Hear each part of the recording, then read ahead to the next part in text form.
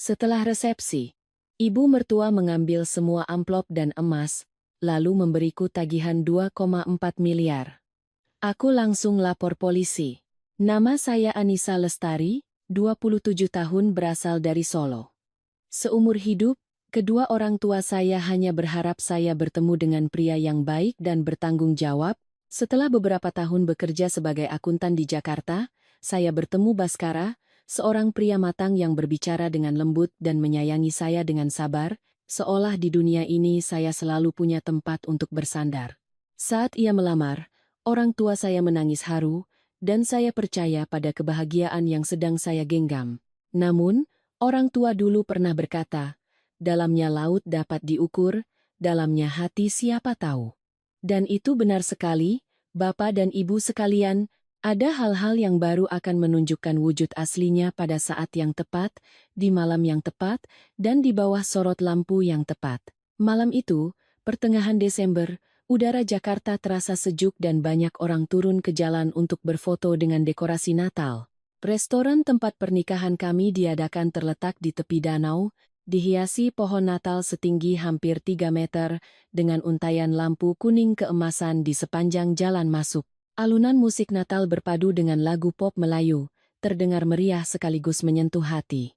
Saya mengenakan kebaya merah, memegang buket bunga kecil sambil berdiri di samping Baskara menyambut tamu. Semua orang datang dengan gembira, suasananya sangat ramai. Beberapa paman dan bibi dari kampung bahkan berdecak kagum. Ya ampun, pernikahannya mewah sekali, Nak. Saya terus tersenyum hingga pipi terasa kaku, tetapi hati saya lega. Saya akan segera memiliki keluarga baru, dan pada lebaran berikutnya, saya tidak akan lagi pulang kampung sendirian dengan sepeda motor. Ketika upacara selesai, lampu panggung meredup, dan para tamu mulai menikmati hidangan. Ibu Ratna, ibu mertua saya, tiba-tiba muncul di belakang saya, memegang sebuah tas tangan berwarna ungu metalik. Usianya sudah lebih dari 60 tahun tetapi gerakannya lincah, suaranya lantang, dan langkahnya selalu mantap seolah dialah pemilik acara. Beliau tersenyum kepada saya, senyum yang seolah berkata, "Ibu sayang sekali padamu, menantuku. Anissa, serahkan semua amplop dan perhiasan emasnya, Nak. Biar ibu yang simpan biar aman. Pengantin baru repot pegang banyak barang, nanti kalau ada yang salah ambil bisa runyam urusannya," kata beliau. Suaranya semanis tebu, tetapi gerakan tangannya begitu cekatan, mengumpulkan setiap amplop merah, setiap kotak beludru berisi kalung, cincin, dan anting-anting menjadi satu tumpukan lalu memasukkannya ke dalam tas. Kecepatannya membuat saya tidak sempat berpikir. Di antara tumpukan perhiasan yang beliau ambil, ada sebuah kalung emas pemberian nenek saya, yang sangat saya sayangi. Saya terdiam sejenak, hendak mengatakan sesuatu, tetapi Baskara sudah merangkul bahu saya, suaranya pelan namun meyakinkan. "Biar ibu saja yang simpan, Dek. Ibu lebih jago urusan begini." Saya menelan kembali kekhawatiran yang mulai muncul. Di kampung saya, menantu baru harus tahu diri dan tidak boleh membantah ibu mertua di depan kerabat. Saya mengangguk dan tersenyum terpaksa. Tetapi jantung saya sedikit berdebar saat melihat sorot mata Ibu Ratna ketika menunduk, seperti sorot mata seseorang yang sudah sangat terbiasa mengumpulkan barang di pasar. Hanya sekilas beliau sudah menutup tasnya, menguncinya, dan memeluknya erat. Lalu beliau menoleh kepada saya, suaranya pelan seolah menyimpan makna tersembunyi. "Harta itu harus dipegang orang tua ya, Nak." Saya hanya menjawab iya agar cepat selesai, tetapi kedua telapak tangan saya terasa dingin. Menjelang akhir acara, ketika tamu sudah banyak yang pulang dan lampu panggung dimatikan, hanya tersisa cahaya kuning redup di setiap meja. Saya berdiri di dekat jendela kaca, memandang keluar. Saya melihat orang-orang bergandengan tangan berfoto dengan dekorasi Natal, mendengar suara tawa anak-anak di dekat gerobak jagung bakar.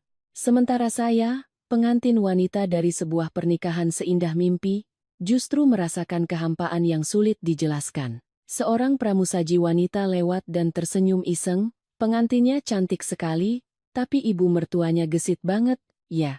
Cepat sekali mengumpulkan amplopnya. Setelah berkata begitu, ia langsung pergi, meninggalkan saya yang termangu seolah ada yang menyentil hati saya. Bukan karena perkataannya tidak enak didengar, tetapi karena itu sesuai dengan apa yang baru saja saya sadari. Saya mencoba menenangkan diri. Sudahlah, jangan banyak berpikir. Besok ibu pasti akan mengembalikannya. Sebagai menantu baru, aku harus bersikap lembut. Tetapi entah mengapa, aroma parfum yang bercampur dengan bau taplak meja baru dan hembusan angin dingin dari pintu membuat bulu kuduk saya merinding. Baskara menghampiri dan meletakkan tangannya di bahu saya. "Kamu lelah? Sebentar lagi selesai." "Kok, sabar ya." Saya mengangguk. Di tengah alunan lagu Natal dari pengeras suara, saya samar-samar mendengar lirik Silent Night, malam yang damai. Namun di dalam hati, sepertinya ada sesuatu yang perlahan mulai retak. Keesokan paginya setelah pernikahan, suasana di rumah mertua saya terasa sangat sunyi. Ibu Ratna sudah pergi ke pasar sejak pagi buta, Bapak Surya, ayah mertua saya, sedang minum teh di teras, sementara Baskara masih tidur sampai hampir jam 9 pagi.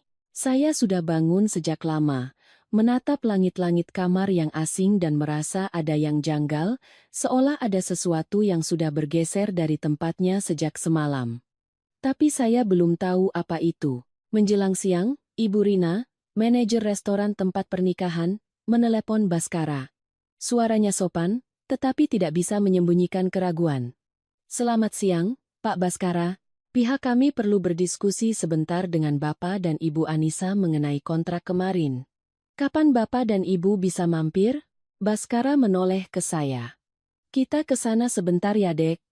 Mungkin ada tagihan yang kurang atau kelebihan pesanan." Saya mengangguk, karena saya juga ingin tahu bagaimana penyelesaian tagihan semalam. Tetapi saya sama sekali tidak menyangka bahwa kunjungan ke restoran itu adalah sebuah jebakan yang sudah mencatut nama saya. Restoran itu sepi di siang hari. Di meja resepsionis, Ibu Rina meletakkan sebuah map yang rapi. Ia tersenyum ramah, "Silakan Bapak dan Ibu periksa kembali kontraknya untuk ditandatangani sebagai konfirmasi." Saya duduk dan membuka map itu. Begitu melihat angka pertama, saya terpaku. 2.427.000 rupiah. Angka yang begitu besar hingga saya pikir mata saya salah lihat. Saya menarik napas dalam-dalam, mencoba menjaga suara tetap tenang. "Ibu Rina, bukankah penawaran paketnya 1,4 miliar? Ibu Rina menatap saya seolah sudah menduga pertanyaan ini. "Betul, Bu. Itu untuk paket dasarnya. Tetapi karena keluarga Ibu memilih beberapa tambahan seperti kembang api dingin, peningkatan menu seafood, latar belakang panggung Natal, dan layar LED, totalnya menjadi seperti ini." Saya membalik halaman ke bagian nama penanggung jawab kontrak. Anissa Lestari. Nomor KTP dan alamatnya benar milik saya. Hanya satu hal yang membuat saya membeku. Tanda tangan di bagian bawah, goresannya melengkung ke kanan, cukup mirip dengan tanda tangan saya. Tetapi saya tahu pasti, itu bukan tulisan tangan saya. Saya menoleh ke Baskara, suara saya pelan namun tegas. "Aku tidak pernah menandatangani ini." Baskara sedikit mengerutkan kening, seolah saya sedang mempersulitnya. "Astaga, cuma tanda tangan saja, Dek. Uang amplop kemarin pasti lebih, kok, tidak akan kurang." Saya menatap matanya lekat-lekat. "Ini bukan soal lebih atau kurang. Aku tidak pernah tanda tangan. Kenapa namaku ada di sini?" Ibu Rina menengahi dengan senyum canggung. Biasanya keluarga yang sibuk suka meminta anggota keluarga lain untuk membantu menandatangani. Kemarin sepertinya Ibu Ratna ada mengatakan sesuatu pada Ibu. Saya langsung menyahut. Ibu Ratna mengambil amplop, tapi tidak ada seorang pun yang bertanya pada saya soal kontrak. Suasana menjadi tegang. Ibu Rina menatap Baskara, lalu menatap saya, sebelum akhirnya berkata, "Jika Ibu ingin memeriksa, kami menyimpan rekaman CCTV di area resepsionis. Tapi hari ini teknisi IT kami sedang dinas luar, baru bisa dibuka besok." Saya mengangguk, berusaha tetap tenang. Saya tahu, sekali saya menandatangani kertas ini, berarti saya mengakui utang sebesar 2,4 miliar itu adalah milik saya. Dan intuisi sebagai seorang akuntan selama bertahun-tahun memberitahu saya ada sesuatu yang tidak beres di sini. Baskara menyikut lengan saya, berbisik, tanda tangan saja, Dek, jangan membuat orang lain tidak enak. Urusan ini biar ibu yang atasi. Saya menggeleng. Tidak bisa. Aku tidak pernah tanda tangan, jadi aku tidak akan tanda tangan. Suara saya sangat pelan, tetapi ketegasan di dalamnya membuat Baskara terkejut. Saya menutup map itu dan mendorongnya kembali ke arah Ibu Rina. Besok saya akan melihat rekaman CCTV. Hari ini saya tidak akan menandatangani apapun. Ibu Rina menatap saya dengan tatapan menilai, seolah menimbang-nimbang apakah saya tipe menantu penurut atau tipe yang tidak mudah dikendalikan. Ketika kami berada di lobi restoran, Baskara akhirnya angkat bicara, nadanya sedikit kesal. Kenapa kamu bersikap tegang begitu? Kita baru menikah, masa kamu sudah tidak menghargai ibu? Saya berbalik, suara saya lelah tetapi jelas. Aku hanya perlu tahu siapa yang menandatangani atas namaku. Ini masalah serius, bukan sekadar urusan keluarga. Baskara terdiam sejenak, lalu menarik napas dalam-dalam dan berkata dengan ketus, "Kamu sudah berubah ya, Anissa." Saya memandangi deretan pohon Natal yang berkelip di depan restoran. Suara riuh orang berfoto di sekitar kami. Namun di dalam hati, saya hanya merasakan kehampaan yang dingin. Semalam saya hanya melihat tatapan mata yang aneh. Hari ini saya berhadapan dengan tagihan raksasa dan tanda tangan yang mencuri nama saya. Dan saya tahu, ini baru permulaan dari sebuah jebakan. Besok, ketika rekaman CCTV diputar, segalanya akan mulai menjadi lebih jelas. Keesokan paginya, saya bangun dengan perasaan tegang yang tak bisa dijelaskan. Jam dinding di kamar pengantin baru kami berdetak dengan suara kering. Sementara saya merasa seolah sudah tinggal di sini lebih dari semalam. Baskara mengantar saya ke restoran. Selama perjalanan, ia hanya mengucapkan satu kalimat. Nanti setelah melihat rekamannya, jangan membuat ibu sedih. Kalimat itu terdengar ringan, tetapi seperti seutas tali yang ingin mengikat kaki saya. Restoran pagi itu lebih ramai dari biasanya, mungkin karena persiapan pesta akhir tahun. Pohon Natal besar di tengah lobi sudah dihiasi dengan untayan lampu baru, kelip kuningnya terus-menerus. Terlihat meriah, tetapi entah kenapa hati saya terasa dingin. Ibu Rina, sang manajer, menyambut kami di sebuah ruang rapat kecil. Ia berkata dengan tenang, "Baik, hari ini teknisi IT sudah ada. Kita akan memeriksa rekaman CCTV pada saat penandatanganan kontrak." Ia membuka laptopnya yang terhubung ke layar besar. Baskara duduk sambil menyilangkan tangan. Saya menggenggam kedua tangan untuk menenangkan diri. Ibu Rina memutar rekaman.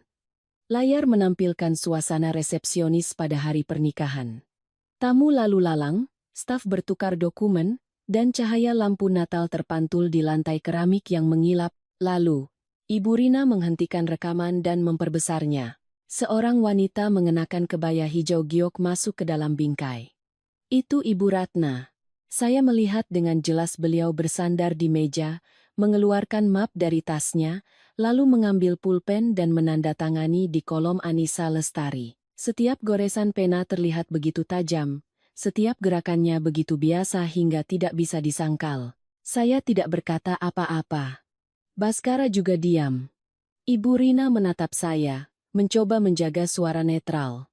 Ini adalah momen saat kontrak ditandatangani. Pihak kami hanya bertransaksi berdasarkan tanda tangan yang sah. Saya menoleh ke Baskara. "Kamu lihat kan? Aku tidak tanda tangan." Baskara menunduk, suaranya lirih seperti anak kecil yang tertangkap basah. "Ibu, mungkin ibu hanya ingin membantu agar lebih cepat." Saya menatap kembali ke layar. Sudut kamera merekam dengan jelas ekspresi wajah Ibu Ratna saat menandatangani. Tidak tergesa-gesa, tidak canggung, tidak ragu-ragu. Sebuah ketenangan seperti orang yang sudah sangat terbiasa dengan hal ini. Bulu kuduk saya merinding. Ibu Rina meletakkan map di atas meja, dengan lembut seolah takut membuat saya semakin terkejut. Karena nilai kontraknya besar, sesuai prosedur, pihak kami harus membuat laporan dugaan pemalsuan tanda tangan dan melapor ke Polsek. Pihak Polsek sudah menelepon ibu semalam, tetapi tidak tersambung. Saya mengangguk, suara saya anehnya tenang. "Baik, Saya akan bekerja sama dengan polisi. Untuk sekarang, saya tidak akan menandatangani dokumen apapun. Baskara sontak berdiri. Anissa, tindakanmu ini bisa bikin masalah. Urusan keluarga kenapa harus dibawa ke polisi? Saya berdiri dan menatapnya lurus. Tidak ada seorang pun di keluarga yang berhak meminjam namaku untuk menandatangani kontrak senilai 2,4 miliar. Ini bukan urusan keluarga, ini urusan hukum. Wajah Baskara memucat. Ibu Rina hanya diam, memandangi kami seolah sedang menonton drama yang akhir ceritanya di luar kendali restoran. Saya mengambil map itu dan memasukkannya dengan rapi ke dalam tas. Saat melangkah keluar dari ruang rapat, kaki saya sedikit gemetar. Tetapi suara saya tidak. Sore ini saya akan ke Polsek. Tolong siapkan salinan rekaman CCTV ini. Ibu Rina sedikit membungkuk. Baik, Bu. Akan kami siapkan. Saat kami melangkah keluar ke lobi, Ibu Ratna tiba-tiba muncul. Entah sejak kapan beliau datang, tetapi jelas beliau sudah menduga ini akan terjadi. Beliau menatap saya dari atas sampai bawah. Kenapa Ibu dengar kamu mempersulit pihak restoran? Saya menjawab dengan tenang. Saya hanya ingin tahu siapa yang menandatangani atas nama saya. Ibu Ratna mencengkeram tali tasnya, matanya berkilat kesal. Ibu yang tanda tangan biar cepat. Pengantin baru jalannya saja masih linglung. Siapa yang punya waktu menunggumu? Urusan sepele begini saja dibesar-besarkan. Lalu beliau menoleh ke Baskara dengan nada menyalahkan. Lihat itu, menantu baru di rumah sehari saja, sudah berani melawan ibu. Saya tidak tahan lagi. Untuk pertama kalinya sejak menginjakan kaki di rumah mertua, saya berbicara terus terang, tanpa basa-basi, tanpa takut didengar siapapun. Saya menghormati ibu, tapi saya tidak terima ada yang menandatangani atas nama saya di atas kertas senilai 2,4 miliar dan menyebutnya urusan sepele. Suasana seolah membeku. Angin dari danau bertiup lebih kencang, membuat pohon Natal di depan pintu sedikit bergoyang. Ibu Ratna tertawa sinis. Ibu sudah hidup puluhan tahun. Urusan pernikahan ibu lebih paham darimu. Kamu cukup dengarkan kata-kata ibu saja. Saya menjawab perlahan. Benar, ibu hidup lebih lama dari saya tidak berani membantah. Tapi tanda tangan siapa? Orang itu yang bertanggung jawab. Saya tidak tanda tangan, saya tidak akan mengakuinya. Beliau menyipitkan mata, suaranya dingin menusuk. Kita lihat saja seberapa lama kamu bisa bertahan.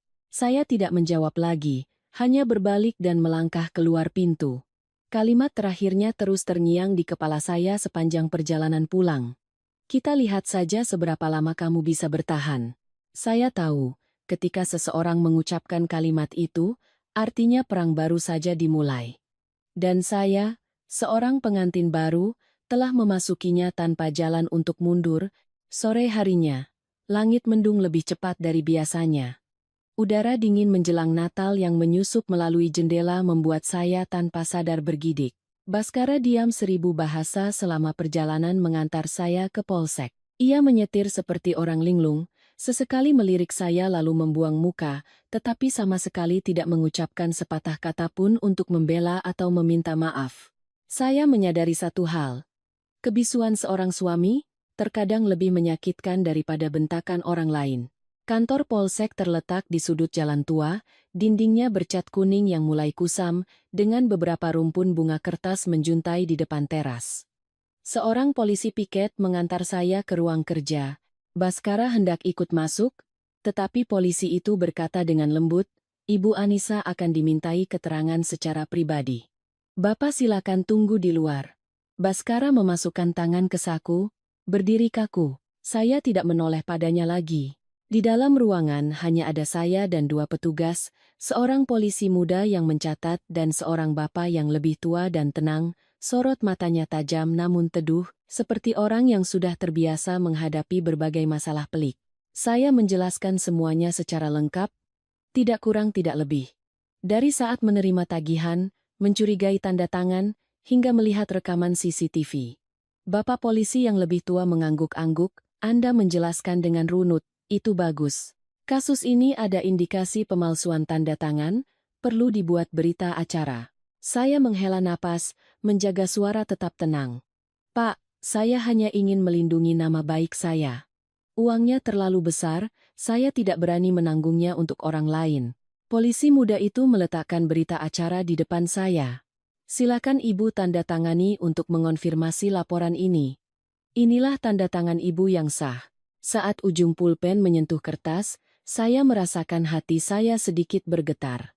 Bukan karena takut, tetapi karena perasaan lega akhirnya saya berdiri di pihak yang benar. Berani karena benar, takut karena salah. Pepatah yang sering diucapkan ibu saya dulu, tiba-tiba terngiang di kepala. Ketika saya melangkah keluar ruangan, Baskara sedang bersandar di dinding dengan wajah tegang. Ia bertanya pelan, "Apa masalahnya jadi serius?" "Dek," saya menjawab dengan pelan tapi tegas. "Tidak seserius beban menanggung utang 2,4 miliar untuk orang lain." Baskara terdiam. Kami berjalan keluar dari gerbang polsek. Saya pikir urusan hari ini sudah selesai. Tetapi ternyata tidak. Seorang wanita berdiri di bawah pohon ketapang di depan gerbang. Perawakannya kurus, matanya dalam seolah menyimpan langit yang kelam. Di tangannya ada sebuah tas kain usang. Ia menatap saya lama sekali. Saya sedikit bingung. "Maaf, Ibu cari siapa ya?" Wanita itu melangkah mendekat, suaranya serak tetapi setiap katanya jelas. "Kamu Anissa, menantu baru keluarga Bu Ratna, kan?" Saya terkejut. Baskara di samping saya sedikit mencondongkan tubuh waspada. Wanita itu hanya menatap saya dari ujung rambut sampai ujung kaki, tatapannya bukan benci, bukan sinis, melainkan seperti melihat dirinya sendiri bertahun-tahun yang lalu. Ia menarik napas dalam-dalam lalu bertanya, "Apa amplop pernikahanmu juga diambil?" Saya membeku. Pertanyaan itu menusuk tepat di luka yang sedang ingin saya sembunyikan. Saya mengangguk pelan. Wanita itu menggigit bibirnya, matanya memerah. "Dan kontrak resepsi juga atas namamu?" Saya mencengkeram tas, jantung saya berdebar kencang. "Bagaimana? Bagaimana Ibu bisa tahu?" Wanita itu menahan isak, lalu membuka tasnya dan mengeluarkan setumpuk kertas usang yang sudah menguning, meletakkannya di tangan saya. Saya melihat ke bawah, sebuah tagihan resepsi pernikahan senilai lebih dari 1 miliar atas nama wanita lain. Nama itu adalah namanya. Ia berkata pelan, suaranya bergetar seperti orang yang berdiri di tepi jurang. "Saya juga pernah jadi menantu di keluarga itu. Caranya sama, mengambil amplop. Modusnya sama. Memalsukan tanda tangan. Dan akhirnya saya menanggung utang sendirian." Tubuh saya lemas. Baskara mundur selangkah. Wajahnya pucat pasi. Wanita itu menatap saya dengan tatapan sedalam jurang. "Saya datang bukan untuk menakut-nakuti. Saya datang karena tidak ingin ada lagi orang yang seperti saya. Karena seorang wanita hanya kuat menanggungnya sekali, kedua kalinya akan hancur. Angin bertiup, daun ketapang berguguran. Saya bisa mendengar detak jantung saya sendiri dengan jelas." Wanita itu menggenggam tangan saya. "Di keluarga itu, kamu bukan yang pertama, dan mereka pasti tidak ingin kamu jadi yang terakhir. Kalau kamu butuh, saya akan ceritakan semuanya." Kalimat itu membuat bahu saya lunglai. Saat ia berbalik dan melangkah pergi, saya berdiri seperti patung. Sebuah selubung rahasia baru saja tersingkap, dan apa yang ada di baliknya lebih kelam dari yang pernah saya bayangkan. Baskara akhirnya angkat bicara, suaranya goyah. "Jangan dengarkan dia, Dek. Mungkin dia melebih-lebihkan." Saya tidak menjawab, karena di sorot mata wanita itu tidak ada yang berlebihan. Hanya ada kebenaran dari seseorang yang pernah dihancurkan. Dan saya paham. Saya baru saja mengambil beberapa langkah pertama ke dalam pusaran di mana orang lain pernah tenggelam. Malam itu saya tidak langsung pulang ke rumah mertua. Saya butuh jeda untuk bernapas, untuk memahami apa yang baru saja saya dengar. Baskara menelepon 3 kali, tetapi tidak saya angkat. Ponsel terus bergetar, tetapi hati saya setenang permukaan air tanpa angin. Saya duduk di sebuah kafe kecil dekat kantor polsek. Aroma kopi sangrai yang khas memenuhi ruangan. Seperti aroma di kampung halaman saat ibu menyeduh kopi di pagi hari lebaran, baru saja saya hendak berdiri, wanita tadi Mbak Wulan masuk. Ia menatap saya, mengangguk, lalu duduk di seberang saya. Suaranya pelan dan serak, tetapi mantap. Saya tahu kamu masih bingung, makanya saya kembali. Kisah saya panjang, tapi kalau kamu mau keluar dari masalah ini, kamu harus tahu. Saya menggenggam gelas erat-erat, mencoba tetap tenang. Iya Mbak, tolong ceritakan. Terima kasih banyak. Mbak Wulan memandang keluar jendela. Cahaya lampu hias Natal yang berkelip terpantul di matanya. Mata yang telah melewati terlalu banyak liku kehidupan. Saya jadi menantu di keluarga itu selama 5 tahun. Mendengar itu, tulang punggung saya terasa dingin. Ia melanjutkan, Ibu Ratna di awal pernikahan selalu manis pada siapapun. Perlahan, beliau akan mengambil uang amplop dan emas, sama persis sepertimu. Waktu itu saya percaya, karena saya pikir ibu mertua pasti sayang menantu. Kita yang muda dan kurang pengalaman mengira semua orang seperti ibu kandung kita. Saya mengangguk. Perasaan itu saya kenal betul. Lalu suatu hari, pihak restoran datang ke rumah membawa tagihan hampir 1,3 miliar. Nama yang tertera di kontrak adalah nama saya. Saya terdiam. Mbak Ulan menarik napas dalam-dalam, seolah menelan kembali kenangan pahit. Saya tanya suami saya, dia diam saja, persis seperti suamimu sekarang. Saya tanya ibu mertua. Beliau bilang di rumah ini hanya menantu perempuan yang punya banyak waktu luang, jadi wajar kalau diminta tolong atas nama. Saya menolak tanda tangan, mereka menekan, mengancam, bilang kalau saya tidak tanda tangan, keluarga akan kehilangan muka di depan kerabat. Mendengarnya, hati saya seperti diremas. Ia melanjutkan. Akhirnya saya terpaksa pinjam uang ke rentenir untuk membayarnya. Utang berbunga, rumah tangga jadi kacau. Suami saya lebih mendengar ibunya, malah menyalahkan saya karena membesar-besarkan masalah. Suaranya tercekat, kata orang. Piring pecah masih bisa disambung, tapi kalau hati sudah hancur, habislah sudah. Saya kehabisan tenaga sebelum hati saya hancur. Saya menunduk, tidak bisa berkata apa-apa. Sesaat kemudian, ia menggenggam tangan saya. Tangannya dingin, tetapi kuat. Kamu pikir masalah ini terjadi begitu saja? Tidak. Di belakangnya ada Paman Tirtayasa, kakak kandung Ibu Ratna. Bisnisnya tidak stabil, sering terlilit utang.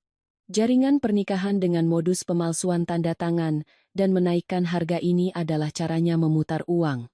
Saya sontak mengangkat kepala. Apa Mbak? Ada orang di belakangnya? Ia mengangguk. Ibu Ratna tidak cukup pintar untuk merancang semua ini. Tapi beliau sangat pandai menjebak menantunya. Saya gemetar mendengarnya. Kamu ingat saat pertama kali kita bertemu? Tanyanya. Sorot matamu sama seperti sorot mataku dulu. Bingung, takut tapi masih punya sedikit kepercayaan. Saya tidak mau kamu kehilangan segalanya seperti saya. Suara saya tercekat. Kenapa Mbak mau membantu saya? Mbak Wulan tersenyum, senyum yang sedih seperti asap. Karena dulu saya berharap ada yang membantu saya, tapi tidak ada seorang pun. Saya dan Mbak Wulan meninggalkan kafe saat hari sudah gelap. Udara yang sejuk membuat saya lebih waspada. Ia berpesan, hari ini jangan berkonfrontasi dengan keluarga suamimu, biar saya kumpulkan dulu berkas-berkas lama. Besok saya akan ceritakan bagian yang paling perlu kamu tahu. Bagian apa itu, Mbak? Tanya saya.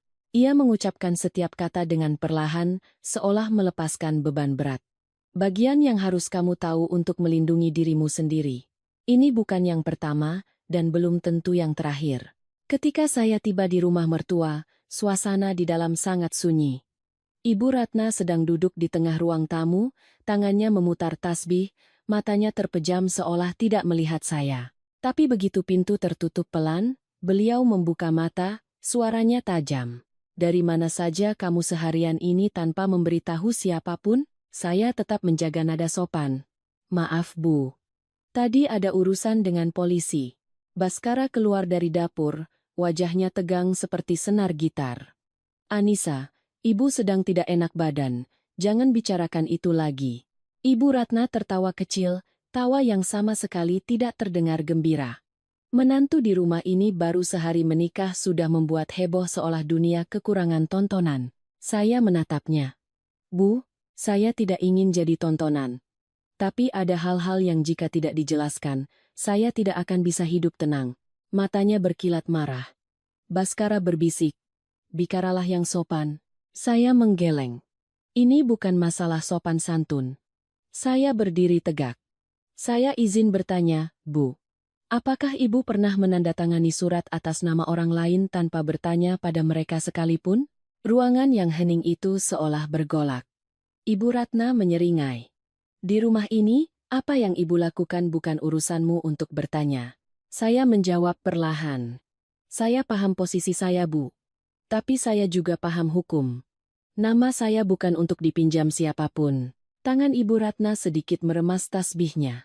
Beliau menatap saya dengan tatapan seolah sudah lama ingin menghakimi saya. Kamu pikir kamu siapa berani bicara seperti itu pada Ibu? Baskara melangkah maju. Anissa, sudah cukup. Saya menatapnya dan bertanya. Mas mau aku diam agar bisa menanggung utang untuk seluruh keluarga? Baskara terdiam. Sebuah kebisuan yang membuat hati saya sakit untuk kesekian kalinya. Sebelum naik ke kamar, saya berkata dengan jelas, Bu, besok saya akan melanjutkan urusan ini dengan polisi. Saya tidak akan bicara apa-apa lagi, tapi saya tidak akan membiarkan siapapun menandatangani atas nama saya lagi. Saya tidak melihat reaksi di belakang saya.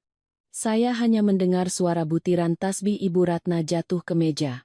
Sebuah suara kering yang membuat bulu kuduk berdiri. Saya tahu, mulai besok, suasana di rumah ini akan berubah total. Dan mulai besok, saya resmi tidak punya jalan untuk mundur. Keesokan paginya, saya bangun dengan perasaan berat seolah ada batu di dada saya. Rumah yang tadinya luas dan terang. Sejak semalam terasa gelap dan pengap seperti udara sebelum badai. Baskara sudah berangkat kerja pagi-pagi sekali. Ibu Ratna juga pergi entah kemana saat hari masih remang-remang. Hanya saya sendiri di dapur yang sunyi, mendengar jelas detak jarum jam. Ibu mertua pergi sepagi ini bukanlah hal biasa. Firasat saya mengatakan akan ada sesuatu yang terjadi hari ini, tapi saya tidak tahu apa. Saya bergegas keluar rumah sebelum ada yang kembali, memesan ojek online ke tempat yang dijanjikan Mbak Wulan semalam. Sebuah warung kopi di pinggir jalan yang teduh di bawah pohon ketapang, tempat yang tidak akan menarik perhatian. Mbak Wulan sudah duduk di sana, memeluk sebuah map tebal. Saat melihat saya datang, ia hanya mengangguk pelan, matanya sendu tapi sangat waspada. Duduklah. Aku punya sesuatu untukmu. Saya menarik kursi. Ia meletakkan map di atas meja dan mendorongnya ke arah saya. Ini salinan rincian biaya dari 3 pernikahan yang masih kusimpan. Titik kesamaannya. Semuanya diadakan di jaringan restoran yang sama. Saya bergidik. Ia membuka lembar demi lembar, menunjukkan kepada saya. Kolom jumlah porsi dinaikkan, kolom harga satuan digelembungkan secara tidak wajar, dan biaya tambahan muncul tanpa ada di kontrak awal. Dulu aku tidak mengerti apa-apa. Aku hanya tahu. Tagihan akhir membengkak lebih dari 2 kali lipat dari harga kesepakatan. Sama sepertimu. Kan? Saya mengangguk. 1,4 miliar menjadi 2,4 miliar. Angka yang entah muncul dari mana. Ia menarik setumpuk kertas lain dan memberikannya pada saya. Ini pesan-pesan lama antara aku dan penanggung jawab restoran waktu itu. Untung aku masih menyimpan ponsel lama. Lihatlah. Saya membaca baris demi baris. Biaya akan disesuaikan sesuai permintaan Ibu Ratna. Tagihan atas nama Anda sudah sesuai kesepakatan. Bagian ini dibicarakan internal keluarga, Anda tidak perlu khawatir. Bulu kuduk saya merinding.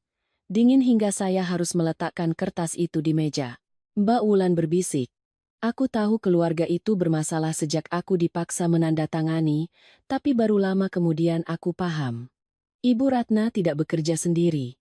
Semuanya berpusat pada Paman Tirtayasa. Saya menatapnya. Bisa tolong jelaskan lebih lanjut, Mbak? Ia mengangguk dan melanjutkan. Paman Tirtayasa bisnisnya serabutan, pernah membuka jasa event organizer tapi bangkrut. Setelah itu, dia beralih ke modus bagi hasil dengan beberapa restoran kenalan. Setiap kali ada pernikahan di keluarga, dia yang mengatur untuk menaikkan harga. Ibu Ratna bertugas mencari cara agar menantunya yang menjadi penanggung jawab, supaya jika ada masalah, Menantulah yang menanggungnya. Saya duduk tertegun. Ternyata saya tidak hanya berhadapan dengan keegoisan ibu mertua, tetapi sebuah sistem yang telah dirancang sebelumnya. Sebuah perangkap canggih yang berjalan mulus selama bertahun-tahun. Dulu aku tidak punya cukup bukti, lanjutnya. Suamiku juga membela ibunya. Aku hanya bisa menangis dan menanggung utang sendiri. Suaranya tercekat, tetapi tidak ada air mata. Mungkin air matanya sudah kering sejak lama. Kemarin saat bertemu denganmu, aku seperti melihat diriku di masa lalu. Aku tidak mau kamu jatuh ke lubang yang sama. Saya menggenggam tangannya. Terima kasih, Mbak. Aku percaya padamu. Ia tersenyum tipis, lalu tiba-tiba merendahkan suaranya. Tapi, dengar. Kemarin setelah bertemu denganmu, aku merasa ada yang mengikutimu. Apa kamu sadar? Saya terperanjat. Hah? Siapa, Mbak?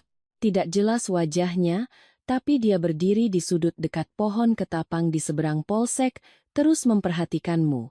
Jantung saya berdebar kencang. Aku rasa itu bukan orang asing, katanya. Di keluarga itu, semua orang ingin tahu sudah sejauh mana kamu melangkah. Saya bergidik. Masalah ini bukan lagi sekadar masalah keluarga, bukan lagi gesekan menantu mertua. Ini sudah menjadi jaringan kepentingan di mana saya, seorang pengantin baru, tanpa sengaja menjadi mata rantainya. Mbak Wulan memberikan sebuah amplop. Simpan ini. Di dalamnya ada cetakan rekaman CCTV pernikahan sepupu dari pihak suamiku beberapa tahun lalu. Simpan sebagai bukti, dan jangan biarkan siapapun di rumah itu tahu pertemuan kita hari ini. Saya menggenggam amplop itu, merasa bersyukur sekaligus cemas. Ia berdiri. Pulanglah, lihat apakah ada yang aneh di rumah suamimu hari ini. Firasatku mereka tidak akan tinggal diam. Saya bertanya, kapan Mbak akan menceritakan bagian yang paling penting? Ia berbalik, tatapannya dalam. Saat kamu siap. Bagian itu adalah cara untuk keluar dari semua ini. Saya kembali ke rumah mertua menjelang siang. Begitu melewati gerbang, saya langsung merasakan keanehan. Mobil Paman Tirtayasa terparkir di halaman. Jarang sekali ia datang ke rumah Ibu Ratna jam segini. Dari ruang tamu, terdengar suara mereka. Anak ini sudah tahu terlalu banyak. Harus diberi pelajaran sedikit. Saya berdiri di ambang pintu, jantung saya seperti diremas. Suara Ibu Ratna menimpali, pelan tapi tajam. Biar aku yang urus, dia cuma menantu baru, bukan menantu lama yang berani melawan. Saya langsung paham, mereka sedang membicarakan saya. Dan perang ini baru saja benar-benar dimulai. Saya berdiri di ambang pintu, belum sempat melangkah masuk, sudah mendengar kalimat Paman Tirtayasa. Anak ini sudah tahu terlalu banyak. Harus diberi pelajaran sedikit, kalimat itu jatuh ke telinga saya seperti batu. Tangan saya tanpa sadar terkepal. Ibu Ratna menjawab dengan suara pelan tapi tajam. Biar abang serahkan padaku. Menantu baru, diberi pelajaran sedikit pasti langsung nurut. Mereka tidak tahu saya sedang berdiri di dekat pintu. Pintu yang sedikit terbuka membuat cahaya dari halaman cukup untuk memperlihatkan bayangan mereka di dinding. Saya menarik napas dalam-dalam dan mendorong pintu untuk masuk. Keduanya terkejut.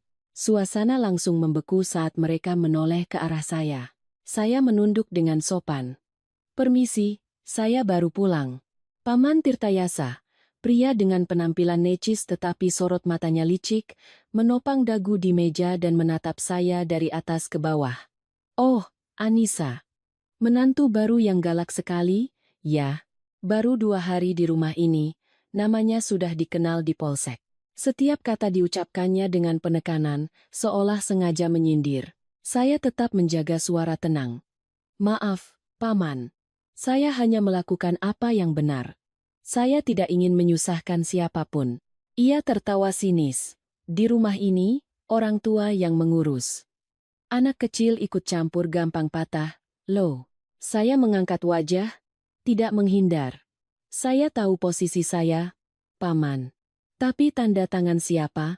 Orang itu yang harus bertanggung jawab.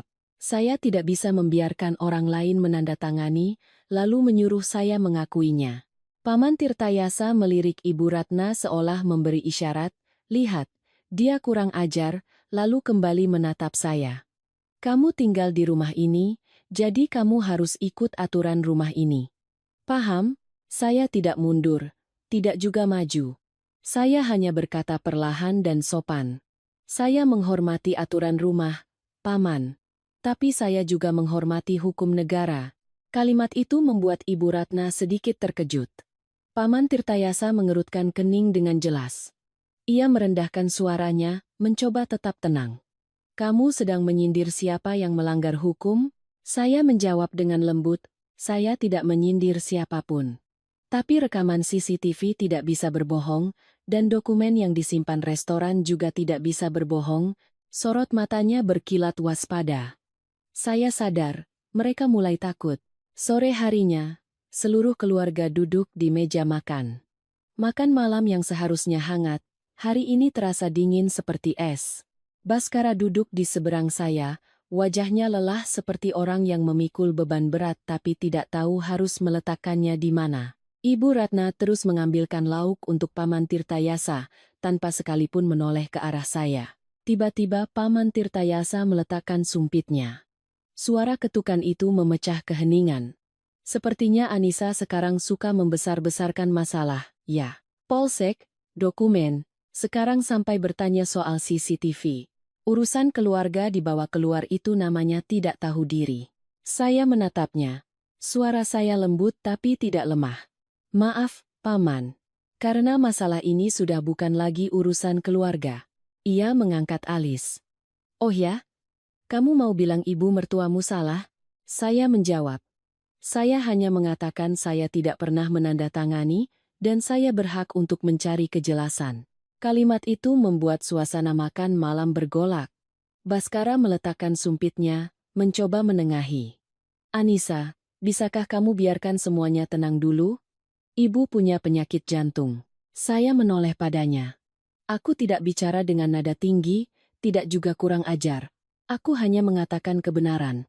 Kebenaran tidak membuat orang sakit, hanya kebohongan yang membuat orang lelah. Baskara terdiam, tidak bisa membantah. Paman Tirtayasa tertawa, suara tawanya terdengar dingin dan tajam.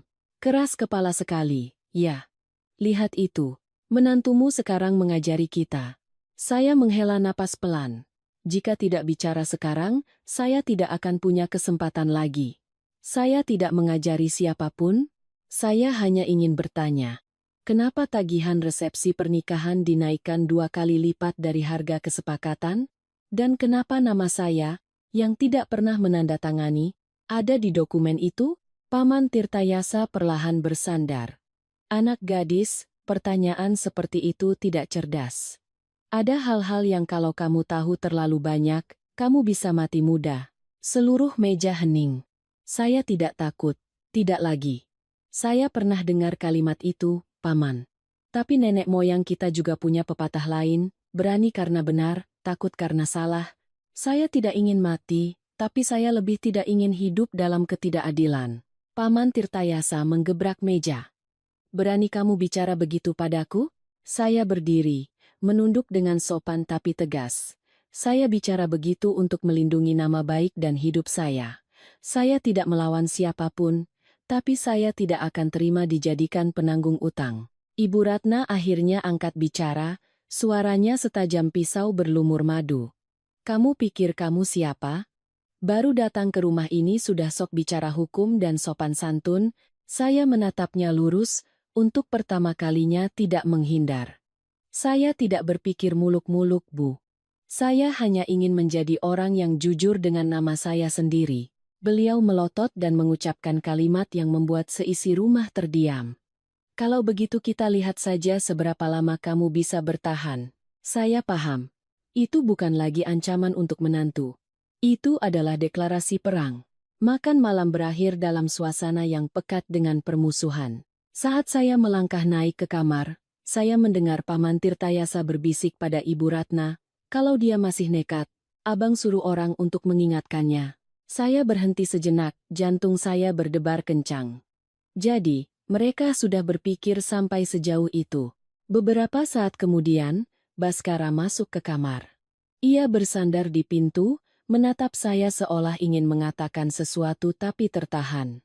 Saya bertanya pelan, "Mas dengar semuanya, kan?" Baskara diam. Lama sekali. Baru ia berkata, Aku tidak tahu masalahnya akan sampai sejauh ini." Saya tersenyum tipis dan sedih. Bukan baru sekarang sampai sejauh ini.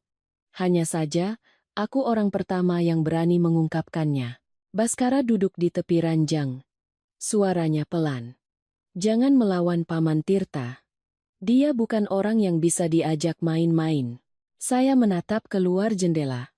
Lampu jalan yang kuning menyinari gang kecil, angin malam bertiup dingin. "Aku tidak ingin main-main, Mas. Aku hanya ingin hidup." Baskara menunduk, tidak bisa membantah. Saya tahu, sejak saat itu, saya tidak lagi menghadapi konflik keluarga. Saya menghadapi sebuah jaringan kepentingan yang terorganisir dengan orang-orang yang siap melakukan apa saja untuk melindungi keuntungan mereka. Dan saya, seorang menantu baru saja membuka pintu pertamanya. Saya terjaga semalaman. Setiap kali memejamkan mata, kalimat Paman Tirtayasa terus terngiang seperti palu yang menghantam kepala. "Abang suruh orang untuk mengingatkannya." Kata-kata itu bukan gertakan, itu adalah sebuah pernyataan yang orang sepertinya tidak akan ragu untuk melakukannya. Pagi harinya, Baskara berangkat kerja dengan gelisah, sementara Ibu Ratna tetap tenang seolah tidak terjadi apa-apa. Saya merapikan berkas di dalam tas, hendak menemui Mbak Wulan, ketika ponsel saya berdering. "Mbak Wulan." Suaranya lebih tergesa-gesa dari biasanya. "Anissa, kamu di mana? Aku ingatkan kamu untuk hati-hati. Tadi pagi waktu aku mau ambil berkas tambahan, sepertinya ada yang mengikut." Saya terlonjak. "Hah? Diikuti?" "Iya. 2 orang laki-laki di atas motor, pakai topi yang menutupi wajah, terus menatapku. Aku harus berputar lewat gang sempit baru bisa lolos. Keluarga itu tidak mau kamu punya lebih banyak bukti." Saya menggenggam ponsel erat-erat. Rasa takut yang nyata menjalari tubuh saya. Mbak tidak apa-apa?" "Aku tidak apa-apa, tapi kamu jangan lengah. Nanti sore kita bertemu di tempat biasa. Aku punya sesuatu yang sangat penting." Baru saja saya hendak bertanya lebih lanjut, ia sudah menutup telepon. Sore harinya. Langit mendung pekat. Pertanda akan turun hujan di luar musim. Saya membawa tas berisi berkas dan berjalan kaki ke tempat janjian. Baru sampai di ujung gang, sebuah sepeda motor mengerem mendadak tepat di samping kaki saya. Suara decitnya membuat saya terlonjak kaget. 2 pria mengenakan masker menatap saya tajam. Salah satunya berkata dengan nada mengancam, "Mbak Anissa, ya? Belakangan ini suka sekali ke kantor polisi." "Ya?"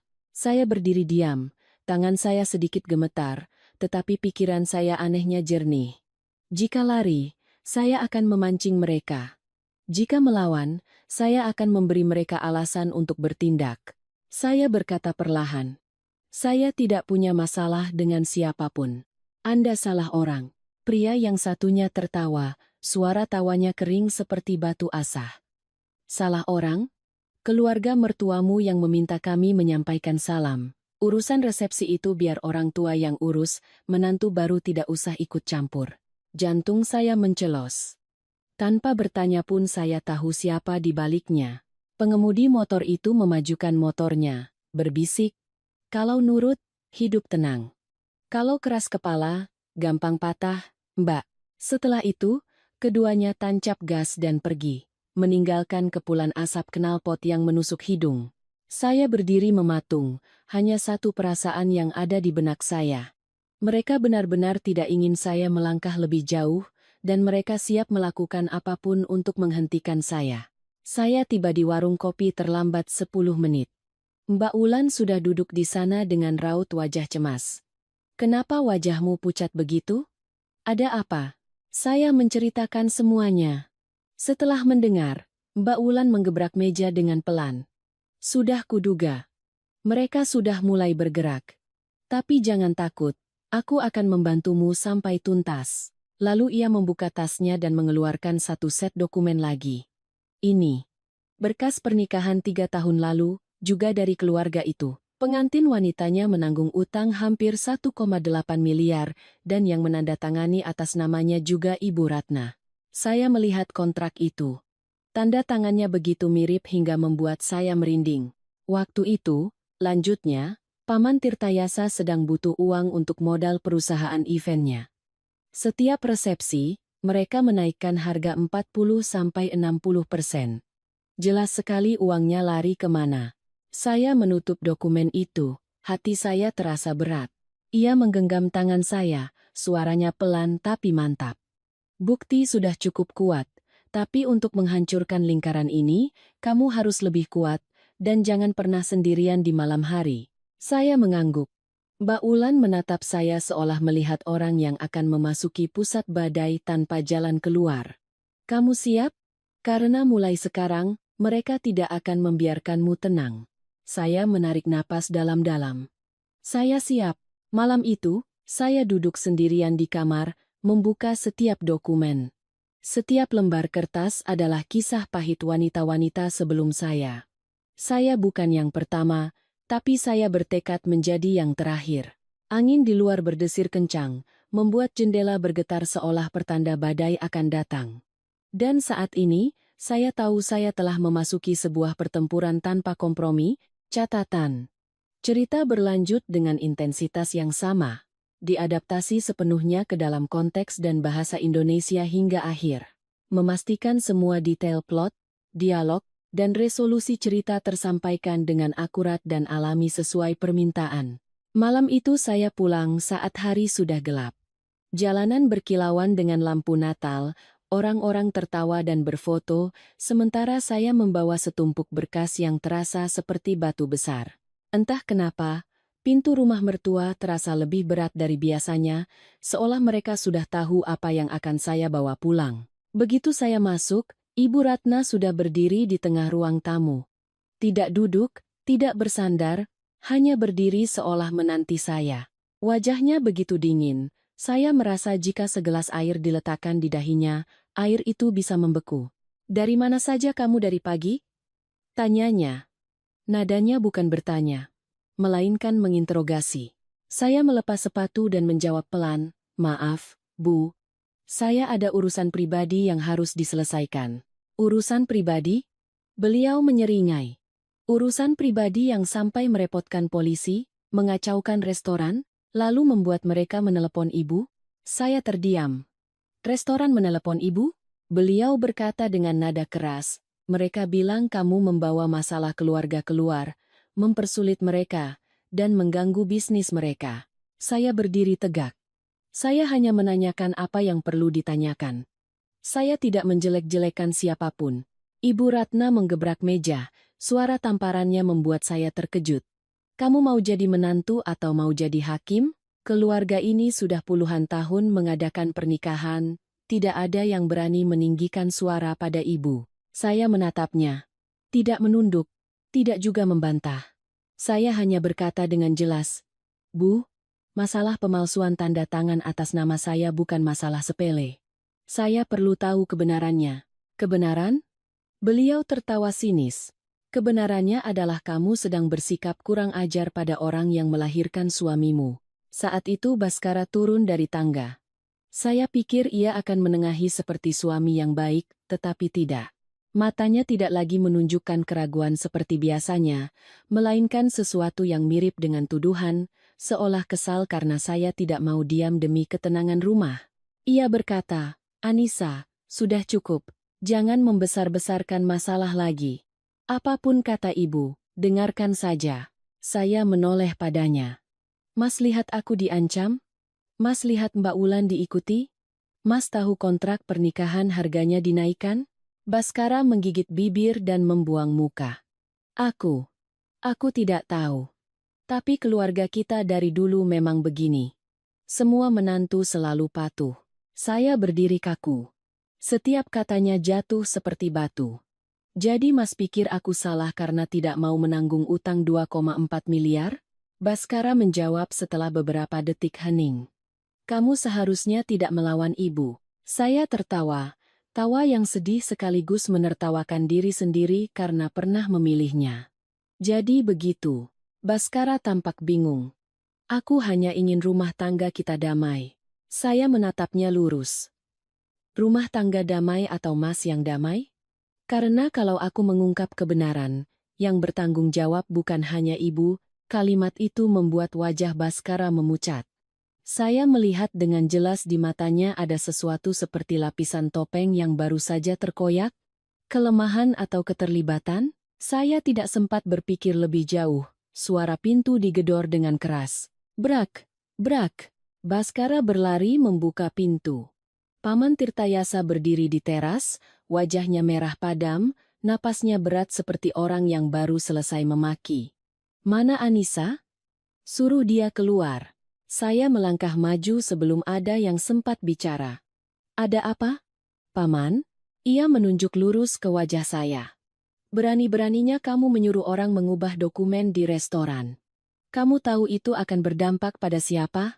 Saya menjawab dengan tenang. Saya tidak mengubah apapun. Saya hanya meminta salinan yang sesuai dengan kebenaran. Ia menggeram. Kamu mau membawa semuanya ke polisi, kan?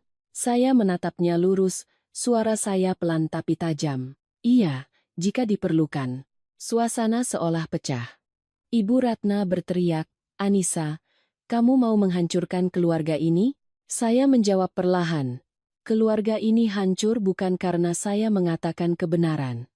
Keluarga ini hancur karena kebenaran disembunyikan terlalu lama.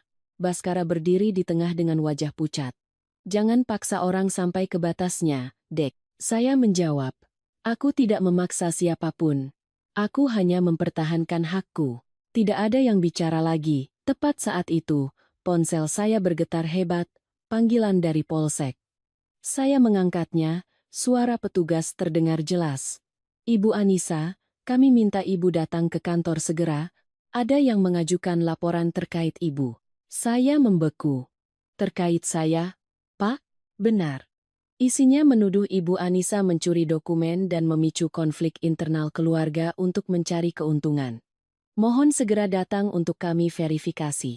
Saya hampir tidak percaya dengan telinga saya. Siapa yang melapor? Keluarga mertua saya atau orang lain dalam jaringan mereka? Saya memandang sekeliling. 3 wajah, 3 tatapan yang menghindar. Akhirnya saya paham, perang ini telah resmi berbalik arah. Mereka tidak lagi ingin menghentikan saya, mereka ingin menyingkirkan saya dari permainan. Ponsel di tangan saya bergetar. Suara petugas masih terdengar jelas. Ibu Anissa, mohon hadir dalam 30 menit. Saya menarik napas dalam-dalam, menjawab dengan tenang, baik, Pak. 30 menit lagi saya akan tiba. Setelah menutup telepon, saya mengangkat kepala dan menatap 3 orang di depan saya. Baskara menghindari tatapan saya. Ibu Ratna gelisah di kursinya. Paman Tirtayasa menyilangkan tangan, sorot matanya penuh kemenangan. Saya bertanya langsung, siapa di rumah ini yang membuat laporan itu? Tidak ada yang menjawab. Hanya keheningan yang menyesakkan. Saya menoleh ke Baskara. Mas tahu, kan? Ia menggeleng pelan, berbisik. Aku tidak tahu. Tapi matanya tidak pernah bisa berbohong. Ia tahu, dan ia tidak bicara. Saya menatap Ibu Ratna, matanya sedingin es. Kamu pergi kemana, melakukan apa, Ibu tidak ikut campur. Tapi jangan bawa masalah rumah keluar. Saya tersenyum sinis. Saya tidak membawanya keluar, Bu, orang lain yang membawanya. Wajahnya menggelap. Paman Tirtayasa mengetukkan jarinya ke meja. Pergilah, coba kita lihat apa yang bisa kamu katakan pada polisi. Saya menatapnya, tidak gentar sedikit pun. Jangan khawatir, Paman. Saya tidak akan berbohong. Saya berbalik untuk pergi. Tetapi hati saya tidak lagi utuh. Di kantor polsek, petugas sudah menunggu dengan setumpuk berkas yang lebih tebal dari yang saya kira. Petugas muda itu meletakkan selembar kertas di depan saya. Ini surat laporannya, silakan dibaca. Saya membukanya. Baris pertama membuat saya membeku. Pelapor, Ratna Wijaya. Isinya, Sdri, Anissa Lestari dengan sengaja mengambil dokumen keluarga, memicu konflik internal dengan tujuan mencari keuntungan ekonomi. Saya duduk tegak, dada saya sesak seperti diremas. Ibu Ratna, tangan ibu mertua saya sendiri, tanpa ragu, tanpa sembunyi-sembunyi. Saya bertanya-tanya, apa anggapannya terhadap saya, menantu atau alat yang harus dibungkam? Petugas yang lebih tua menatap saya dengan tenang. Anda punya tanggapan? Saya menelan rasa pahit di tenggorokan. Punya, Pak. Saya tidak mencuri dokumen apapun. Berkas yang saya miliki diberikan oleh pihak terkait untuk membuktikan pemalsuan tanda tangan saya dan penggelembungan harga ilegal dalam kontrak pernikahan. Petugas muda itu mengetuk-netukkan pulpennya. Anda bilang ada pemalsuan tanda tangan, ada buktinya? Saya membuka tas dan mengeluarkan berkas-berkas saya. Salinan rekaman CCTV. Kontrak atas nama saya dengan tanda tangan palsu. Pesan lama dari Mbak Wulan. Dan 3 set tagihan dari pernikahan lain. Petugas muda itu memutar rekaman CCTV, dan setelah beberapa detik, ia mengangguk. Benar, yang menandatangani adalah Ibu Ratna. Petugas yang lebih tua bertanya lagi, kapan Anda mendapatkan dokumen-dokumen ini? Saya mendapatkannya dari Ibu Wulandari, yang dulu juga menantu di keluarga suami saya. Beliau memberikannya secara sukarela. Wulandari pernah memberikan keterangan 2 tahun lalu, kata petugas muda itu sambil mencatat. Kasusnya dihentikan karena kurang bukti. Saya terkejut. Jadi Mbak Wulan pernah melapor? Petugas itu mengangguk. Benar. Tapi saat itu tidak ada bukti CCTV. Sekarang situasinya berbeda. Saya mengepalkan tangan. Petugas itu melanjutkan. Ibu Anissa, saya ingin bertanya satu hal penting. Apakah Anda tahu bahwa keluarga suami Anda menyewa orang untuk mengikuti Anda dan Ibu Wulandari? Tenggorokan saya tercekat. Iya, Pak. Mbak Wulan memberitahu saya. Karena laporan dari Ibu Wulandari, kami melakukan pemantauan sementara. Tadi pagi tim patroli mencatat ada 2 orang mencurigakan di sekitar kediaman Ibu Wulandari. Saya benar-benar terkejut. Kami belum bisa menyimpulkan siapa yang menyewa mereka, kata petugas yang lebih tua, tapi petunjuknya sudah mulai terhubung. Tulang punggung saya terasa dingin. Bukan karena takut, tetapi karena melihat wajah asli dari orang yang saya panggil ibu selama beberapa bulan terakhir. Seorang wanita yang bisa melaporkan saya tanpa ragu, apalagi yang tidak berani ia lakukan. Petugas itu mendorong surat laporan ke arah saya. Silakan tanda tangani di sini untuk mengonfirmasi keterangan hari ini. Dan jelaskan apakah Anda menuntut pelapor atas laporan palsu. Saya menatap kolom kosong itu. Hati saya bimbang. Saya tidak ingin memperpanjang masalah. Saya tidak ingin menyudutkan siapapun. Tapi jika saya diam, saya akan menjadi korban berikutnya seperti Mbak Wulan dan wanita-wanita lain sebelumnya. Saya menarik napas dalam-dalam. Iya, Pak. Saya minta diproses sesuai hukum yang berlaku. Petugas itu mengangguk. Kami akan memanggil Ibu Ratna Wijaya untuk dimintai keterangan. Saya terdiam. Memanggil ibu mertua saya. Rumah itu pasti akan terbakar. Tapi saya tidak bisa mundur, karena mundur berarti hidup saya berakhir di sini.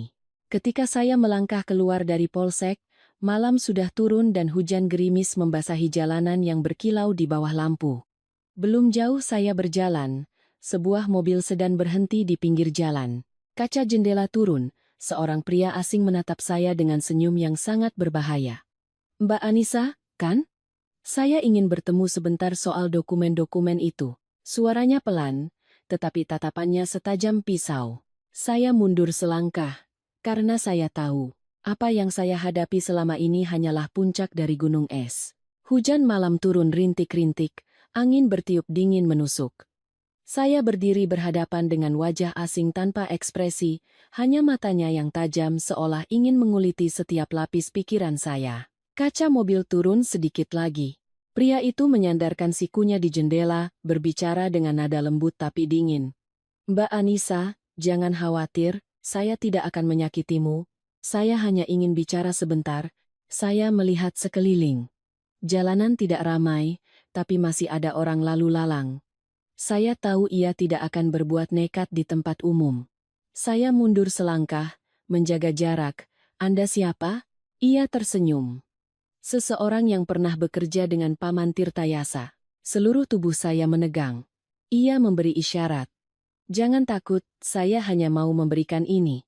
Ia membuka laci dashboard. mengeluarkan sebuah amplop tebal, meletakkannya di kap mobil, dan mendorongnya pelan ke arah saya. Saya bertanya waspada, "Anda memberikan saya apa?" "Sesuatu yang akan membantumu lebih memahami Paman Tirtayasa." Ia menoleh ke jalan, matanya bergerak cepat seperti orang yang terbiasa mengamati lingkungan. "Kamu sedang dikepung, keluarga itu tidak sesederhana kelihatannya." Saya menggenggam tali tas, suara saya tetap tenang. "Kenapa Anda membantu saya?" Ia menatap saya beberapa detik, tatapannya setengah iba, setengah dingin. "Karena saya pernah sepertimu. Mengira hanya melawan satu orang di keluarga, padahal sebenarnya melawan satu jaringan." Saya bergidik. Ia melanjutkan, "Buka amplopnya, baca sendirian, dan jangan pernah percaya lagi pada siapapun di rumah suamimu." Tanpa menunggu reaksi saya, ia menyalakan mesin. Mobil itu mundur pelan lalu menghilang di tengah hujan, seolah tidak pernah muncul. Saya berdiri lama, suara hujan di atap seng di dekatnya seolah mendesak saya untuk membuka amplop yang terasa panas di tangan saya. Di rumah, saat saya tiba, lampu ruang tamu masih menyala. Ibu Ratna duduk di tengah ruangan. Baskara berdiri di sampingnya, memutar-mutar kunci di tangannya, tampak gelisah. Begitu melihat saya, Ibu Ratna langsung bertanya, "Apa kata polisi?" Saya meletakkan tas. "Mereka akan memanggil ibu untuk dimintai keterangan." Ibu Ratna sontak berdiri. "Apa? Berani-beraninya mereka memanggilku." Saya menatapnya lurus. "Saya hanya menjelaskan kebenarannya, Bu." Beliau tertawa sinis. "Kebenaran? Kebenarannya adalah kamu ingin menghancurkan keluarga ini." Baskara menengahi. "Bu, biar aku bicara dengan Anissa." Ibu Ratna berteriak. "Bicara apa lagi?" "Dia sudah melaporkan ibu ke polisi." Baskara menoleh ke saya, suaranya lelah. "Dek, bisakah kamu mencabut laporannya? Bagaimanapun juga, beliau ibuku." Saya menatapnya. Kesedihan yang tak terlukiskan memenuhi hati saya. "Mas tahu ibu menandatangani atas namaku. Mas tahu mereka menaikkan harga resepsi. Mas tahu mereka mengancamku. Tapi Mas masih memintaku mencabut laporan?" Baskara menggigit bibir.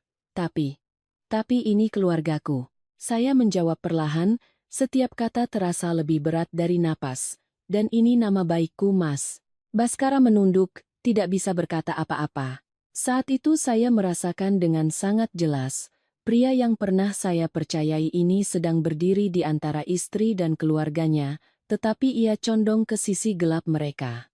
Di kamar, saya mengunci pintu dan membuka amplop dari pria misterius itu.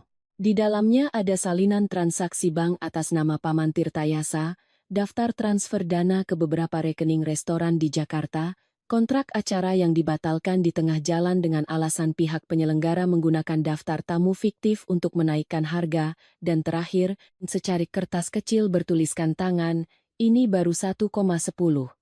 Jika kamu terus berjuang, aku akan kirim sisanya." Saya duduk termangu. Benang kusut yang saya kira hanya soal ibu mertua mengambil amplop, ternyata terhubung ke jaringan yang jauh lebih besar. Melihat tumpukan kertas itu, saya tahu apa yang saya lakukan bukan lagi hanya untuk melindungi diri sendiri. Saya sedang berdiri di depan retakan kebenaran yang jika ditarik lebih lebar, semuanya akan runtuh. Tiba-tiba ponsel saya menyala. Pesan dari nomor tak dikenal. "Jangan percaya siapapun di rumah itu. Malam ini mereka akan bergerak." Saya tertegun.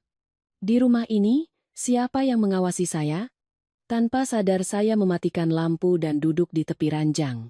Di luar koridor, terdengar langkah kaki seseorang, pelan, tidak tergesa-gesa, tetapi cukup untuk membuat saya paham, saya tidak lagi aman di rumah suami saya sendiri.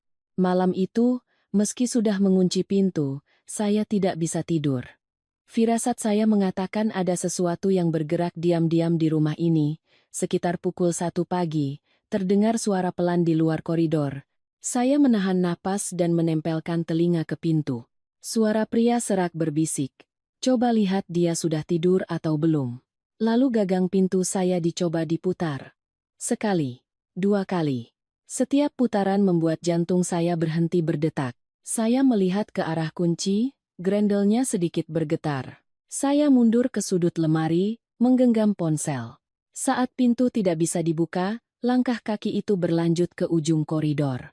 Terdengar suara kunci, tapi bukan kunci kamar saya. Saya mengintip dari jendela. Di halaman belakang, dua pria sedang mengangkat sebuah peti kayu panjang yang ditutupi terpal. Jantung saya berdebar kencang. Kenapa mereka memindahkan barang tengah malam? Saya melihat kedua pria itu masuk ke sebuah ruangan di ujung lorong. Ruangan yang selalu terkunci. Salah satu pria itu berbisik, "Paman Tirta pesan, besok pagi-pagi harus dipindahkan, jangan sampai ketahuan." Pria yang lain menjawab, "Iya." Setengah bulan ini ruangan itu isinya berkas-berkas aneh. Berkas-berkas aneh, ruangan terkunci, dipindahkan pagi-pagi. Semakin lama semakin jelas, ini adalah bagian dari bisnis gelap. Tiba-tiba pintu ruangan itu terbuka, cahaya dari dalam menyinari isinya. Dan saya melihat sesuatu yang membuat tulang punggung saya membeku. Hampir setengah ruangan itu dipenuhi tumpukan map, buku utang, dan amplop-amplop dengan nama pengantin lain. Bukan hanya resepsi saya, mereka telah melakukan ini selama bertahun-tahun. Salah satu pria itu berkata, "Besok pindahkan ini ke gudang sewaan." Paman Tirta bilang bakar saja semuanya. Bakar. Menghilangkan jejak. Saya langsung paham. Jika berkas-berkas di ruangan itu musnah, jaringan mereka akan terus berjalan. Tepat saat saya hendak kembali ke tempat tidur, terdengar suara klik pelan di belakang saya. Saya berbalik. Gagang pintu kamar saya baru saja diputar. Seseorang menggunakan kunci cadangan. Saya menyalakan senter ponsel dan mengarahkannya ke pintu. Bayangan Baskara muncul. Tatapannya tidak lagi lembut. Itu adalah tatapan seseorang yang telah memutuskan akan berpihak pada siapa. "Anissa, buka pintunya." Saya tidak menjawab, ia merendahkan suaranya.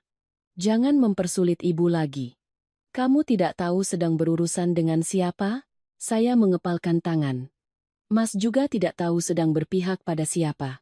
Baskara terdiam beberapa detik, lalu mengucapkan kalimat yang membuat saya merinding. "Jangan paksa aku melakukan hal yang tidak ingin aku lakukan." Saya mundur, jantung saya berdebar kencang, tapi saya tidak membuka pintu. Beberapa saat kemudian, langkah kakinya menjauh. Saya duduk di lantai, membuka ponsel.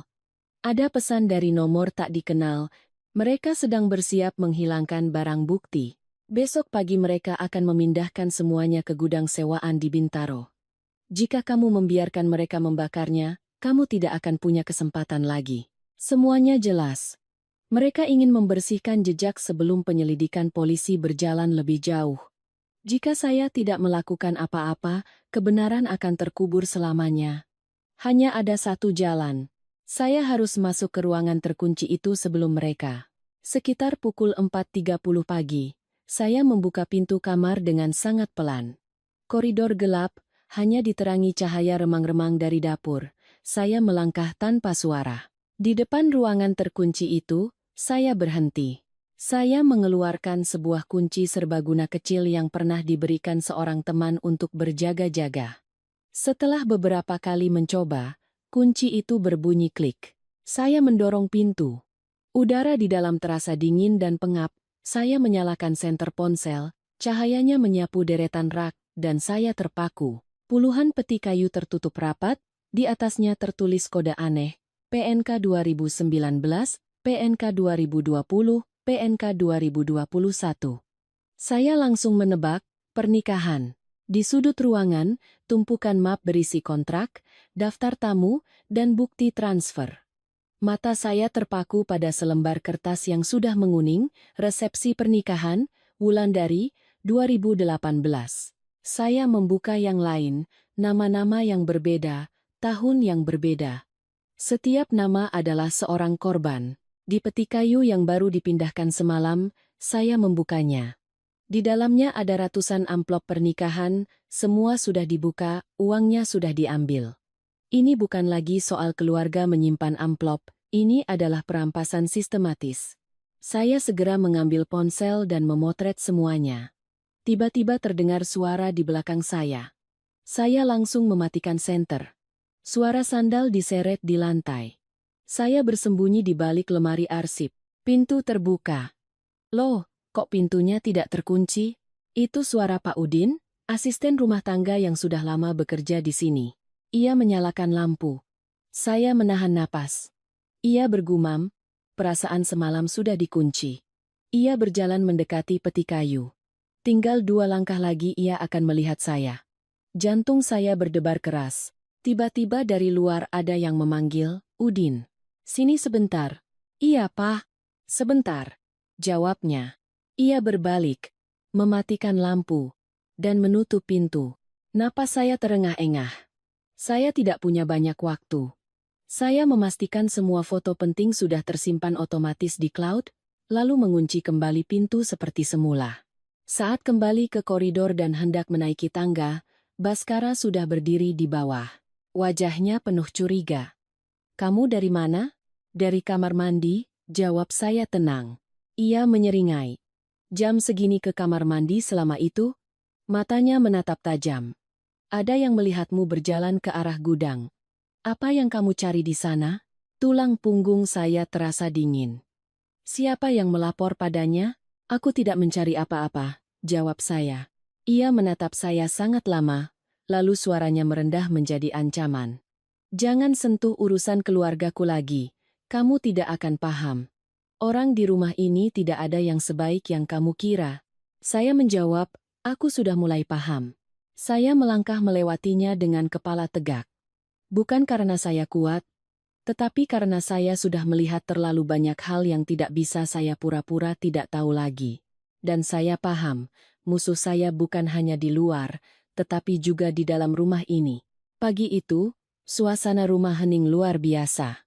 Saat saya melangkah ke ruang makan, semua sudah duduk. Ibu Ratna, Baskara, Pak Udin yang berdiri di belakang, dan Paman Tirtayasa.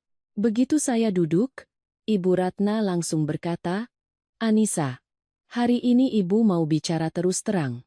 Tadi malam ada yang melihatmu mondar-mandir di dekat gudang. Kamu menyembunyikan sesuatu?" Saya menjawab dengan tenang, "Saya hanya lewat, tidak masuk." Paman Tirtayasa mencondongkan tubuhnya. "Buat apa bohong? Tidak ada yang iseng mau memfitnahmu di sini." Saya menatap satu persatu wajah mereka, dan mata saya berhenti pada Pak Udin. Firasat dingin menjalari tubuh saya.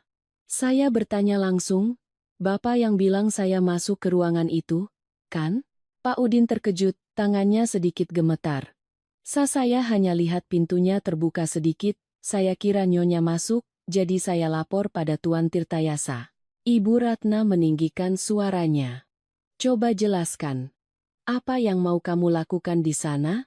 Saya menatapnya lurus. "Saya tidak melakukan apa-apa. Kalau ibu lebih percaya orang lain daripada saya, itu terserah ibu." Suasana menegang. Tepat saat itu, ponsel saya berdering. Dari Polsek.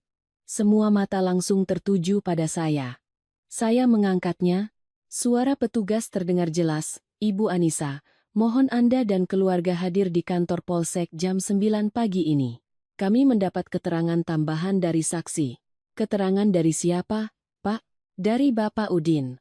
Saya terpaku. Meja makan hening. Baskara mengangkat kepala. Paman Tirtayasa menoleh ke Pak Udin. Wajahnya menggelap. Saya menatap Pak Udin. Wajahnya pucat pasi. Matanya panik. Ia tergagap. Saya hanya mengatakan apa yang saya lihat. Petugas melanjutkan, "Kami mengundang seluruh keluarga karena ada indikasi persekongkolan, terutama karena keterangan pagi ini bertentangan dengan keterangan kemarin." Saya menggenggam ponsel erat-erat. Bertentangan dengan keterangan kemarin, artinya Pak Udin memberikan 2 keterangan yang berbeda. Saya menutup telepon. Paman Tirtayasa menggebrak meja. "Udin, apa yang kamu katakan pada polisi? Siapa yang suruh kamu bicara sembarangan?" Pak Udin gemetar hebat. "Maaf Tuan. Saya takut, saya dipaksa." Ibu Ratna berteriak, "Kamu mau menghancurkan keluarga ini?" Pak Udin tiba-tiba berlutut. "Saya takut, Tuan. Saya dipaksa. Saya tidak berani berbohong lagi." Waktu seolah berhenti.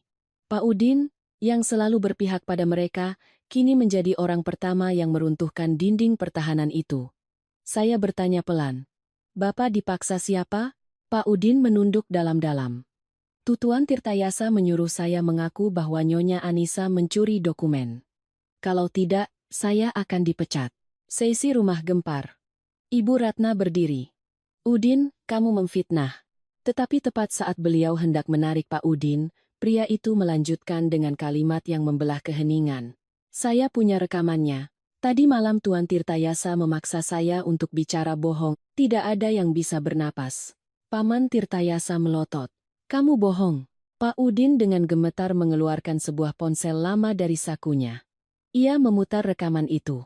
Suara Paman Tirtayasa terdengar jelas.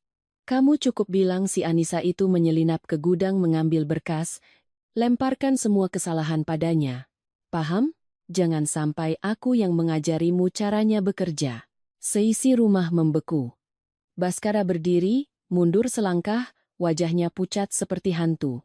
Saya berdiri diam, tangan saya terkepal begitu erat. Ibu Ratna menoleh ke saya, sorot matanya goyah untuk pertama kalinya. Anissa, ibu tidak tahu soal ini. Saya menatapnya tanpa dendam. Hanya kesedihan yang menyesakkan. Ibu tahu atau tidak, pagi ini polisi akan menanyakan semuanya. Saya mengambil jaket dan berdiri. Jam 9 saya akan ada di Polsek. Jika ada yang mau memperbaiki keterangan, masih ada waktu. Tidak ada yang menghalangi saya. Saat melewati Pak Udin, saya melihatnya menunduk sangat dalam. Nyonya Anissa, maafkan saya. Saya terlalu pengecut, tapi saya tidak tahan lagi. Saya meletakkan tangan di bahunya, berbisik, belum terlambat, Pak. Lalu saya melangkah keluar dari rumah itu, meninggalkan sebuah keluarga yang sedang berguncang seperti bangunan yang digerogoti rayap. Saya tahu, sesi konfrontasi pagi ini akan mengubah segalanya. Di kantor Polsek, suasana pagi ini lebih ramai. Saya melihat Pak Udin duduk dengan cemas. Di sampingnya ada Ibu Ratna, wajahnya pucat tapi masih berusaha tegar. Paman Tirtayasa bersandar di dinding, tangannya gemetar. Baskara datang paling akhir, tidak berani mendekati saya. Saat giliran saya duduk dan meletakkan ponsel berisi bukti-bukti yang saya kumpulkan. Petugas bertanya, Ibu Anissa, ada bukti baru? Ada, Pak. Foto-foto ini diambil dari gudang di rumah mertua saya tadi pagi, sebelum ada yang sempat memusnahkan barang bukti. Wajah para polisi itu berubah. Semua arsip ini ada di rumah mertua Anda? Benar, Pak. Berkas pernikahan lain, amplop yang sudah dibuka, dan tagihan yang digelembungkan. Petugas itu bersandar di kursinya. Anda tahu bahwa Anda sedang memberikan bukti untuk kasus yang jauh lebih besar? Saya menduga ada jaringan di baliknya, Pak. Petugas itu hanya berkata, kami akan melimpahkan bukti ini ke tim reserse kriminal Polres. Setelah mereka memanggil Paman Tirtayasa. Melalui kaca buram, saya melihatnya tidak lagi angkuh. Ia duduk merosot di kursi. Terdengar suara petugas, bagaimana Anda menjelaskan rekaman suara yang menuduh Anda memaksa saksi untuk berbohong? Suara Paman Tirtayasa pecah. Saya hanya ingin memberinya pelajaran agar tidak ikut campur. Saya tidak melakukan kesalahan. Tiba-tiba terdengar suara meja digebrak. Paman Tirtayasa keluar dari ruangan, matanya merah, ia menunjuk ke arah saya. Kamu. Semua ini gara-gara kamu. Kamu menghancurkan semua rencanaku. Kamu tahu sudah berapa tahun aku melakukan ini? Para petugas menahannya. Tuan Tirtayasa, Anda sedang memberatkan diri sendiri. Tetapi ia terus meracau. Kalian tidak mengerti. Aku melakukan ini untuk menutupi utang keluarga ini. Saya berdiri diam. Hanya berkata pelan, atau Paman melakukan ini untuk kantong Paman sendiri? Ia terdiam membeku. Kesaksian Pak Udin membuka segalanya. Ia mengaku. Saya melihat semuanya selama puluhan tahun. Amplop dibuka. Uang dibagi. Saya diancam oleh Tuan Tirtayasa. Berapa pembagiannya? Tanya petugas. Biasanya uang amplop dibagi 3. 1 bagian untuk restoran, 1 untuk Tuan Tirtayasa, 1 untuk Ibu Ratna. Saya hanya dapat sedikit uang tutup mulut. Di luar, Ibu Ratna berdiri. Udin, kamu bohong. Tetapi petugas memutar rekaman lain yang dikirim Pak Udin. Terdengar suara Ibu Ratna, Kamu dengarkan saja kata Paman Tirtayasa. Urusan begini keluarga kami sudah biasa. Suasana hening. Ibu Ratna jatuh terduduk di kursi, tangannya gemetar. Baskara mencoba menenangkannya, tetapi ditepis. Setelah sesi konfrontasi, petugas mengumumkan bahwa kasus ini akan dilimpahkan ke Polres. Paman Tirtayasa dan Ibu Ratna dikenai wajib lapor untuk penyelidikan lebih lanjut. Baskara menatap saya. Apa kamu memang berniat sejauh ini, Dek? Saya menjawab pelan, bukan aku yang mendorongnya. Kebenaran yang berjalan sendiri. Baskara duduk, memegangi kepalanya. Aku salah. Aku benar-benar salah. Saya menatap pria yang pernah berjanji akan melindungi saya, tetapi pada akhirnya hanya bisa menonton semuanya meledak. Setelah sesi konfrontasi hari itu, segalanya berjalan lebih cepat dari dugaan saya. Tim penyidik dari Polres menggeledah gudang, menyita seluruh berkas dan amplop yang sudah dibuka. Peti-peti kayu itu disegel di depan tatapan kosong Paman Tirtayasa. Suatu pagi, saya menerima panggilan. Ibu Anissa, mohon hadir di Pengadilan Negeri Jakarta Selatan untuk sidang pertama. Di pengadilan, ruangan itu penuh sesak. Ada beberapa wanita muda yang saya duga juga pernah menjadi korban. Baskara melihat saya, ia berdiri, lalu duduk lagi, tidak berani bicara. Ibu Ratna duduk di barisan depan, wajahnya kuyu. Paman Tirtayasa digiring masuk dengan tangan terborgol. Saat hakim membacakan dakwaan, sesi ruangan hening, penipuan dan penggelapan, pemalsuan dokumen, dan praktik kolusi untuk menggelembungkan biaya pernikahan serta mengambil uang sumbangan. Hakim mengetuk palu. Terdakwa Tirtayasa divonis 12 tahun penjara. Suara itu bergema jelas. Ibu Ratna hanya bisa menutup wajahnya dan terguncang. Hakim melanjutkan, terdakwa Ratna Wijaya divonis 3 tahun penjara dengan masa percobaan dan diwajibkan mengembalikan seluruh dana yang digelapkan. Saya memejamkan mata sejenak. Tidak bahagia, tetapi merasa adil. Baskara menoleh ke saya, matanya penuh penyesalan. Maafkan aku.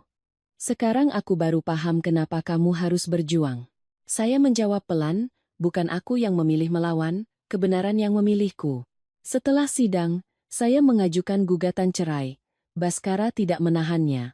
Mungkin ikatan kami sudah putus sejak pertama kali ia tidak mempercayai saya. Kami menandatangani surat cerai dalam diam. Sore itu, saya kembali ke rumah orang tua di Solo. Angin dari sawah bertiup sejuk. Saya meletakkan koper, merasa begitu ringan seolah baru saja melepaskan beban batu yang menindih saya selama ini. Malam itu, saya menuliskan kembali kisah hidup saya. Bukan untuk menyalahkan, tetapi untuk mengingatkan diri sendiri. Seorang wanita boleh bersikap lembut, tetapi jangan biarkan orang lain menjadikanmu tempat gelap untuk mengubur kesalahan mereka. Ada kalanya diam adalah sabar, tetapi ada kalanya diam adalah membiarkan kejahatan terjadi. Menjadi menantu atau menjadi manusia, kita semua perlu menjaga batasan harga diri. Ketika kebaikan dimanfaatkan, pilihlah untuk melindungi diri sendiri daripada mempertahankan hubungan yang sudah busuk. Dan yang terpenting, pepatah orang baik akan bertemu hal baik hanya berlaku jika kita berani berpihak pada kebenaran.